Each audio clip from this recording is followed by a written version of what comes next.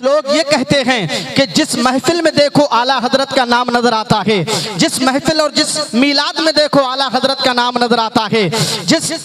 انجمن میں آپ دیکھو اعلیٰ حضرت کا نام نظر آتا ہے، آخر ہر جگہ اعلیٰ حضرتی کا نام کیوں نظر آتا ہے؟ اگر محفل غوث اعظم کے نام سے منسوب ہوتی ہے تب بھی سنیوں کے علماء جو ہیں وہ اعلیٰ حضرت کا نام لیتے ہوئے نظر آتے ہیں۔ اگر محفل سرکار مدینہ صلی اللہ تعالیٰ علیہ وسلم کے نام سے منسوب ہوتی ہے تب بھی سنی اعلیٰ حضرت کا نام لیتے ہوئے نظر آتے ہیں۔ اگر ہماری محفل سرکار امام حسین حسنین کریمین کے نام سے منسوب ہوا کرتی ہے تب بھی اعلیٰ حضرت کا نام لیا جاتا ہے۔ لیکن آئیے اسلام کے مقدس شہزادوں، آج میں اس بات کو صاف کرنا چاہتا ہوں اور اس بات کا دفاع کرنا چاہتا ہوں۔ جو لوگ سیدی اعلیٰ حضرت کی بات کرتے ہیں، ارے آج سے میں آپ سے کہتا ہوں، سمر رضوی ہی نہیں بلکہ سنیوں کے تمام علماء آج سے اعلیٰ حضرت کا نام نہیں بلکہ تمہارے باپ اور دادا کا نام لینا شروع کر دیں گے۔ شرط یہ ہے کہ جتنی کتابیں سیدی اعلیٰ حضرت نے لکھی ہیں اگر اتنی کتابیں تمہارے باپ اور دادا نے لکھی ہو تو بولو۔ ارے اس وقت جب پروردگار عالم کی ذات پہ انگشت نمائی کی جا رہی تھی تو تمہارے باپ اور دادا خاموش تھے۔ بریلی کے اعلیٰ حضرت کتاب لکھ رہے تھے سبحان الصبح۔ اور آگے بڑھ کر کے سنتے چلے جائیے گا اسلام کے مقدس شہزادوں، ارے کون ہے بریلی کے اعلیٰ حضرت؟ وہی سیدی اعلیٰ حضرت۔ ارے دن اور رات کے اندر 24 گھنٹے ہوتے ہیں تو سرکار اعلیٰ حضرت 24 گھنٹہ نہیں سویا کرتے تھے بلکہ 24 گھنٹے کے اندر صرف 2 گھنٹہ بریلی کے اعلیٰ حضرت امام احمد رضا خان آرام کیا کرتے تھے اور 22 گھنٹہ مسلسل کتابت کا کام کیا کرتے تھے۔ اسی عظیم ذات کا نام اعلیٰ حضرت ہے اور سونا بھی اعلیٰ حضرت کا کوئی عام سونے کی طرح نہیں تھا۔ ہم اور آپ جس طریقے سے سوتے ہیں اس طریقے سے بریلی کے امام احمد رضا خان نہیں سویا کرتے تھے بلکہ میرے اعلیٰ حضرت مصطفیٰ جان رحمت کے نام کی تصویر بن کر کے سویا کرتے تھے۔ آئیے سنتے چلے جائیے گا اسلام کے مقدس شہزادوں، جب میرے نبی کی افضل ہونے کا انکار کیا جا رہا تھا، جب میرے نبی کی افضلیت کا انکار کیا جا رہا تھا تو اعلیٰ حضرت عظیم البرکت کتاب لکھ رہے تھے تجلی الیقین بان نبینا سید المرسلین، کہیں پہ جزاء اللہ عدوا کی شکل میں کتاب لکھ رہے تھے۔ اور آگے بڑھ کے سنیے گا ملت کے نوجوانوں، کون ہے اعلیٰ حضرت؟ ارے وہی اعلیٰ حضرت جب دیوبندی وہابی میرے آقا کی نبوت پہ کیچڑ اچھال رہے تھے اور قادیانی اپنے آپ کو نبی بتانے کے لیے تیار تھے تو ایسے عالم میں دفاع کرنے والی ذات کوئی اور نہیں تھی بلکہ نقی علی خان کا بیٹا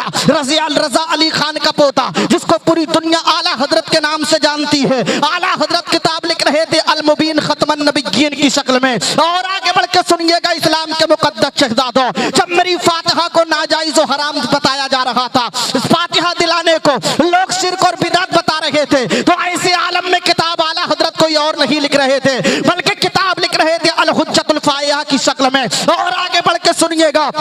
جب سنی مزارات پہ جایا کرتے تھے تو دوسرے لوگ مزار پہ جانا شرک اور بدعت بتا رہے تھے تو ایسی بدعت کو ختم کرنے کے لیے اعلیٰ حضرت نے 1-2 صفحہ نہیں لکھا تھا بلکہ پوری مکمل کتاب تحریر فرمائی تھی اعلیٰ حضرت نے، اور اس کتاب کو نام دیا تھا الحجت الفائحہ لطیب التعین والفاتحہ۔ اس شخصیت کا نام اعلیٰ حضرت ہے۔ اور آگے بڑھ کے سنیے گا ملت کے نوجوانوں، جب حضرت ابو بکر اور عمر کی شان میں گستاخی کی جا رہی تھی تو بریلی کے اعلیٰ حضرت کتاب لکھ رہے تھے مطلع القمرین کی شکل میں۔ جب اعلیٰ حضرت عظیم البرکت کے دور میں، اعلیٰ حضرت عظیم البرکت کے دور میں جب حضرت صدیق اکبر کی امامت پہ کیچڑ اچھالی جا رہی تھی تو اعلیٰ حضرت عظیم البرکت کتاب لکھ رہے تھے غایت التحقیق کی شکل میں۔ کون ہے اعلیٰ حضرت؟ جب حسنین کریمین کے بابا شوہر زہرا حضرت مولا علی کی ذات میں انگشت نمائی کی جا رہی تھی، مولا علی کی شان میں کیچڑ اچھالی جا رہی تھی تو تیرے باپ اور دادا آرام سے سو رہے تھے، میرے آقا اعلیٰ حضرت علی کی شان میں کتاب لکھ رہے تھے،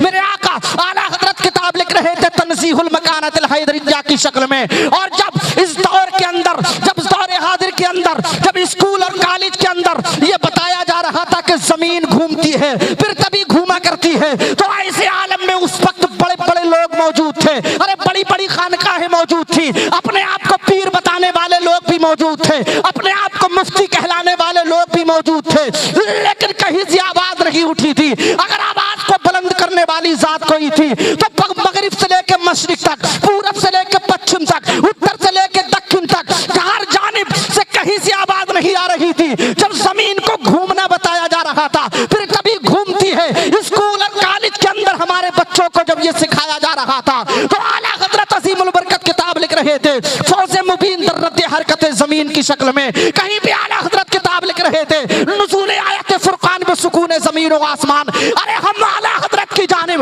मसलक की निस्बत बिला वजह नहीं करते हैं, बल्कि जिसके जब हमें किसी की ज़रूरत पड़ती है तो हमें उसके दर पे जाया जाता है, और जिसके दर से मिला करता है तो उसी के गुण गाए जाते हैं। और बाबा के दुहल डंके की चोट पे यही कहा जाता है, अरे बादी रजा की कोहे हिमालय रजा का है, जिस समत देखिए वो इलाका रजा का है। औरों ने तो लिखा है बहुत इल्म दीन पर, जो कुछ है इस सदी में वो तन्हा रजा का है। और सुन्नी उलमा तो झूम के कहते हैं, अरे डाल दी कल्ब में अज़मत मुस्तफा सैयदी आला हजरत पे लाखों सलाम। आला हजरत अजीमुल बरकत के वालिद बुजुर्गवार का नाम है हजरत अल्लामा नकी अली खां, के वालिद बुजुर्गवार का नाम है हजरत अल्लामा रजा अली खां। यहाँ तक आपने सुना होगा उनके भी वालिद बुजुर्गवार का नाम है हजरत हाफिज काजिम अलैहि रहमतुल्लाह व रिज़वान, और जो उनके भी बाबा जान हैं उनका नाम है हजरत मौलाना आजम अलैहि रहमतुल्लाह व रिज़वान। अरे इनके खानदान के लोगों को जब आप पढ़ेंगे तब आपको पता चलेगा आला हजरत को आला हजरत क्यों कहा जाता है। आज तो तुम 48 घंटा सो करके एसी के अंदर रह करके समझते हो कि लोग हमें आला हजरत कहने लगे, तो मियाँ ऐसे आला हजरत नहीं बना जाता है, बल्कि अपनी रातों की नींद को खराब किया जाता है, और रातों की नींद को खराब करने के बाद में अपने कलम को चलाया जाता है, तब कहीं जाके आला हजरत बना करते हैं। आइए सुनते चले जाइएगा मिल्लत के नौजवानों, मैं आपसे एक सवाल करके अपनी बात को आगे बढ़ा रहा हूँ। आज मैं आपसे पूछता हूँ लोगों, अगर परवरदिगार आलम किसी को विलायत की मंजिल पे फाइज किया करता है, किसी को जब परवरदिगार आलम वली बनाया करता है, यानी अगर किसी को कश्फ करामत अता किया करता है परवरदिगार आलम, तो आप जानते हो कश्फ करामत का बकार जब किसी वली को अल्लाह रब्बुल इज्जत दिया करता है, तो आप जानते हो इस्लाम के मुकद्दस शहजादों, वली बनने वाला इंसान ऐसे ही वली नहीं बना करता है, बल्कि वो इबादत और रियाजात और मुजाहिदात और तकबे पर फाइज होता है, तब कहीं जाके कश्फ करामत परवरदिगार आलम इनायत किया करता है। ये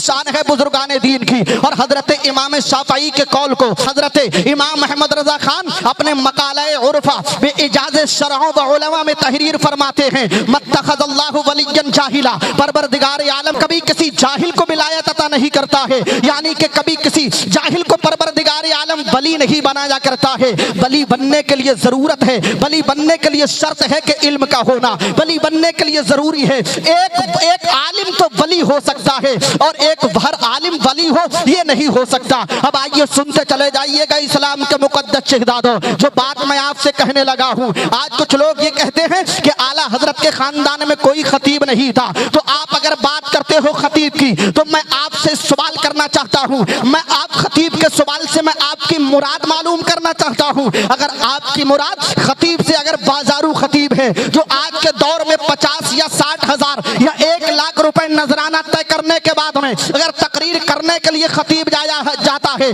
तो मेरी मुराद उन खुतबा से नहीं है, बल्कि अगर आला हजरत की बात करोगे, उनके खानदान की बात करोगे, तो आला हजरत के खानदान में कोई पेशावर खतीब नहीं गुजरा है जो पैसों की डिमांड करके तकरीर करने के लिए जाए, जो पैसों की डिमांड करने के बाद में परवरदिगार आलम और उसके महबूब के पैगाम को आम करने के लिए जाए, बल्कि मेरे पीर ताजुश शरिया से ऊपर के लोगों को अगर खानदान आला हजरत में आप देखोगे तब आपको पता चलेगा। अरे तुम कहते हो कि आला हजरत के खानदान में कोई खतीब नहीं है, तो मैं आपको बताता हूँ खतीब से मुराद क्या है, खतीब का माना क्या है। खतीब का माना ये है, मुबल्लिग का माना ये है कि सरकार की बातों को अवामे अहले सुन्नत तक पहुँचाना, दीन मतीन की बातों को सीधे सादे सुन्नियों तक पहुंचाना, ये खतीब का माना है। और आला हजरत की तुम बात करते हो खतीब होने की, तो आला हजरत का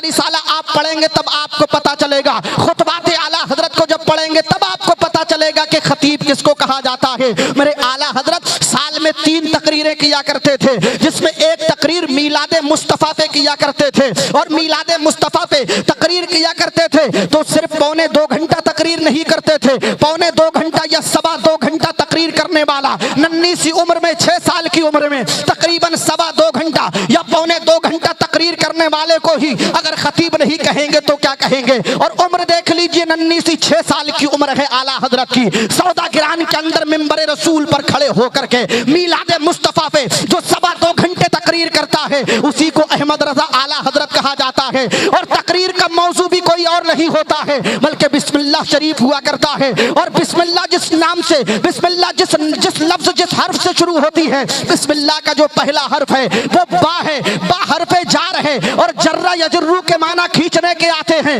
اگر آپ با حرف جار کے بارے میں پوچھیں تو جرہ یجرو کے معنی کھینچنے کے آتے ہیں، اور اسم اپنے مسمى کی پہچان اور نشانی ہوا کرتا ہے۔ اب میں آپ سے پوچھنا چاہتا ہوں، اگر بسم اللہ کی با حرف جار کو ہٹا دیا جائے تو پھر کیا بنتا ہے؟ بسم اللہ نہیں اسم اللہ بنا کرتا ہے۔ میں نے اعلیٰ حضرت سے عالم تصور میں سوال کیا، اے بریلی کے اعلیٰ حضرت، جب ہم نے بسم اللہ با حرف جار کو ہٹا دیا تو اس میں اسم اللہ بنا ہے، اور اسم اللہ کے اسم سے مراد کیا ہے؟ اسم سے ہم کیا سمجھے؟ اسم سے ہمیں کیا تمیز ہو؟ اسم کے اندر جو امتیاز ہے اس کو ہم کیسے سمجھیں گے؟ تو چادر اعلیٰ حضرت سے اور چوکھٹ اعلیٰ حضرت سے بابا کے دوہل یہی آواز آئے گی، اے میرے غلام، اگر تو اسم اللہ سے سننا چاہتا ہے تو اسم اللہ سے مراد کوئی اور نہیں ہے بلکہ پروردگار عالم کے محبوب سرکار مدینہ کی ذات ہے۔ ارے پروردگار عالم دنیا کو یہ بتانا چاہتا ہے، اے لوگوں تمہیں معلوم نہیں ہے، ارے پروردگار عالم اپنے نام سے پہلے، اپنے ذکر سے پہلے اگر کسی کے ذکر کو پسند کرتا ہے تو اپنے محبوب کے ذکر کو پسند کیا کرتا ہے۔ تبھی تو بریلی کے قطب مینار، بریلی کی تاج محل، بریلی کے اعلیٰ حضرت پکار کے کہتے ہیں، ارے باخدا خدا کا یہی ہے در، نہیں اور کوئی مفر مکر، جو وہاں پہ ہو یہی آ کے ہو، جو یہاں نہیں تو وہاں نہیں۔